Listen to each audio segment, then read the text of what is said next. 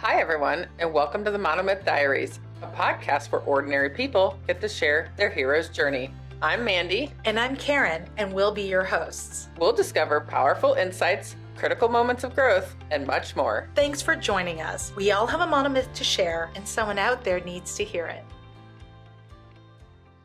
Welcome back to the Monomyth Diaries, bonus edition. So today we're discussing the concept of don't should on me.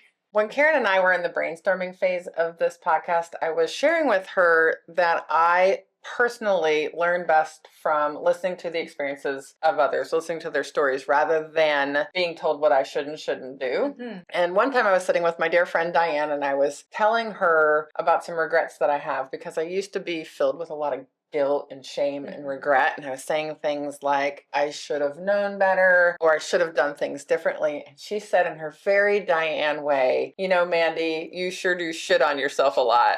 And so it was a new phrase to me, you know, that I do shit on myself a lot. I ran into a girl this morning and I was telling her about a workout group that we're in together. And I immediately said, oh my gosh, you should do this. And I know that's so ingrained in my vocabulary. Yes. I completely relate. And it's definitely like a rewiring of my brain to not tell you should or shouldn't do this. I grew up in a very strict household. And I know that my instinct would kick in, that when I was presented with a set of rules, I'm going to rebel against them. Even if it's like, yes, I agree with that rule and I like that rule, but there was something in me that was like, no, I'm not going to do it just because you're saying you should do this or you shouldn't do that. I too had to learn that about myself, that I responded better to hearing about people's monomyths, either through stories worthy of imitation. If I do this, that just like they did, hopefully the same outcome will happen to me, or cautionary tales where it was like,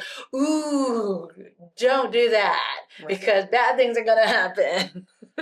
And because we're talking about personal growth, for us, personal growth comes from hearing about the experiences of others. This became an important part when we designed our guiding principles. I remembered when we talked about designing our podcast, we wanted this to be a safe space for people to be authentic. Hence, we wanted to ensure that Monomyth Diaries is not a platform for people to dispense advice, because I know when I hear it, it's like this wall goes up, and that's not what we want our listeners to have. As you said, we wanted this to be a safe space for us to hear each other's experiences. So if you can relate, please reach out to us. We'd love to hear all about your experiences.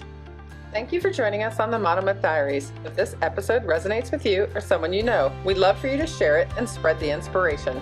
Don't forget to follow us wherever you get your podcasts or on YouTube to stay connected. We'd appreciate if you could take a moment and rate and review the podcast. It helps us reach more people with stories of transformation and growth.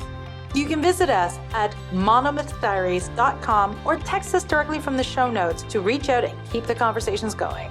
Until next time, heroes, let's journey together through our monomyths.